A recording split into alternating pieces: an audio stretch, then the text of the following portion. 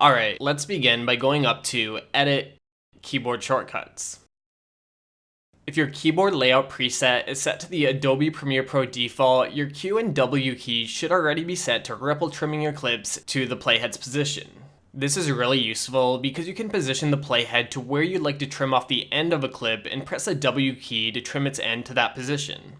Or you can move the playhead to the beginning of a clip and press the Q key to trim the start of the clip to that position. Though the game-changing part of these shortcuts is when you have two clips right next to each other. So I can trim off the end of this clip while shifting my trailing clip forward. This avoids any dragging or repositioning of clips.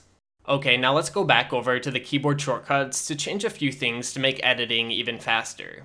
In the search box, type delete. For the clear command, I'm going to click to the right of the delete shortcut to add another shortcut. Now let's press the Z key on our keyboard to set the key to delete. Now we can delete without moving our right hand off the mouse. You might get a warning down here that it's already in use by the zoom tool, but if you're like me and don't use that tool, just ignore the message. Otherwise, set it to another key on your left hand. Now let's click next to ripple delete to add another shortcut. Hold down the shift key and Z key on your keyboard to set it to shift Z. Finally, let's type add edit into the search box. The add edit command lets you make a cut at the playhead's position. Click next to Ctrl K to add a new shortcut for it.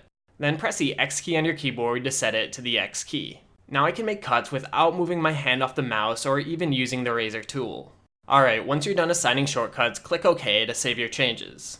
You should now be able to delete clips simply by pressing the Z key. You can ripple delete clips by holding down Shift and Z. And you're able to make cuts at the playhead's position simply by pressing X.